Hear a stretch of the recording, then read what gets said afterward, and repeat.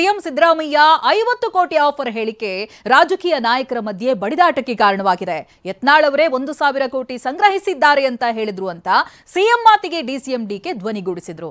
ಇನ್ನು ಬಿಜೆಪಿ ಶಾಸಕ ಸುನೀಲ್ ಕುಮಾರ್ ಮಾತನಾಡಿ ತಮ್ಮ ಶಾಸಕರನ್ನ ಹಿಡಿದಿಟ್ಟುಕೊಳ್ಳೋದಕ್ಕೆ ಹೀಗೆ ಹೇಳ್ತಾ ಇದ್ದಾರೆ ಅಂತ ಕಿಡಿಕಾರಿದ್ರು.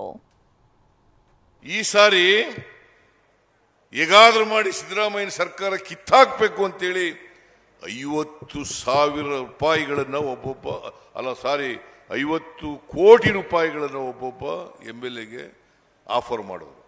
50 ಕೋಟಿ 50 ಜನ MLAಗಳಿಗೆ 50 ಕೋಟಿ ಕೊಡ್ತೀವಿ ಅಂತಂದು ಎಲ್ಲಿಂದ ಬರ್ತದೆ ಈ ದುಡ್ಡು?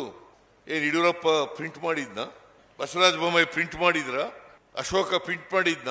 ವಿಜಯೇಂದ್ರ ಪ್ರಿಂಟ್ ಮಾಡಿದ್ರ? ಎಲ್ಲಿಂದ ಬರಬೇಕು ಈ ದುಡ್ಡು? ಲಂಚದ ಹಣ ಕೋಟಿಗಟ್ಟಲೆ ಮಾಡಿಬಿಟ್ಟಿದ್ದಾರೆ. ಅದು ನನಗೆ ನೋಡ್ರಿ, ಅವ್ರದ್ದು ಏನ್ ಬಣ ಇದೆಯೋ. ಈಗ ಚೀಫ್ ಮಿನಿಸ್ಟರ್ ಹೇಳಿದ್ರು 50 ಕೋಟಿ ಕೊಡಕ್ ಹೊರಟಿದ್ದಾರೆ ಅಂತ. ಯಾಕೆ ಚೀಫ್ ಮಿನಿಸ್ಟರ್ ಹೇಳಿದ್ರು ಅಂತ ಅಂದ್ರೆ, ಯತ್ನಾಳು 1,000 ಕೋಟಿ ರೂಪಾಯಿ ಕಲೆಕ್ಟ್ ಮಾಡಿದ್ದಾರೆ ಅಂತ ಹೇಳಿದ್ರು ಇಲ್ಲೋ? That is the evidence. What more evidence you want? ತನಿಖೆ ಮಾಡು ಕುರಿನಾ ಅಂತ ಕೇಳಿದ್ರೆ, ಈ ಹಿಂದೆ ಖರೀದಿ ಮಾಡಿದ್ರಲ್ಲ ಅವ್ರೇನ್ ಕುರಿಗಳಲ್ವಾ? ಕುರಿಗಳನ್ನೇ ಖರೀದಿ ಮಾಡಿದ್ದವರು. ನಾವು ಅದನ್ನೇ ಕೇಳಿದ್ದು, ದನ ಕುರಿಗಳು ಖರೀದಿ ಮಾಡ್ದಂಗೆ ನೀವು MLAಗಳನ್ನ ಮಾಡಿದ್ರಲ್ಲಪ್ಪ ಅಂತ ಹೇಳಿದ್ದು. ಇದೇ ಯೋಗೇಶ್ವರು ಅಶ್ವತ್ಥನಾರಾಯಣ ಎತ್ಕೊಂಡು ಹೋಗಿ ಶ್ರೀನಿವಾಸ್ ಗೌಡ್ರ ಮನೆಗೆ ನಾ ದುಡ್ಡು ಇಟ್ಬಿಟ್ಟು ಬಂದೆ ಅಂತ ಅಸೆಂಬ್ಲಿಲಿ ಹೇಳಿಲ್ವಾ?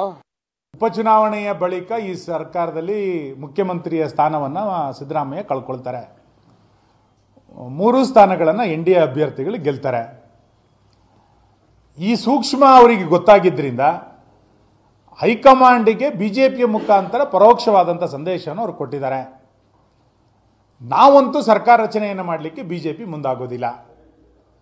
ತನ್ನ ಶಾಸಕರನ್ನ ಹಿಡಿದಿಟ್ಕೊಳ್ಬೇಕು ಅನ್ನುವ ಕಾರಣಕ್ಕೆ ಸಿದ್ದರಾಮಯ್ಯ ಇವತ್ತು ತಮ್ಮ ಶಾಸಕರಿಗೆ ಪರೋಕ್ಷವಾಗಿ ಬಿಜೆಪಿಯ ಮುಖಾಂತರ ಆಫರ್ ಅನ್ನು ಕೊಡುವಂತ, ನಮ್ಮ ಹೆಗಲ ಮೇಲೆ ಬಂದೂಕನ್ನು ಇಟ್ಟುಕೊಂಡು ಅವರಿಗೆ ಹೈಕಮಾಂಡ್ಗೆ ಗುಂಡಾರಿಸುವಂತ ಪ್ರಯತ್ನವನ್ನು ಈ ಆಫರ್ ಮುಖಾಂತರ ಮಾಡ್ತಿದ್ದಾರೆ.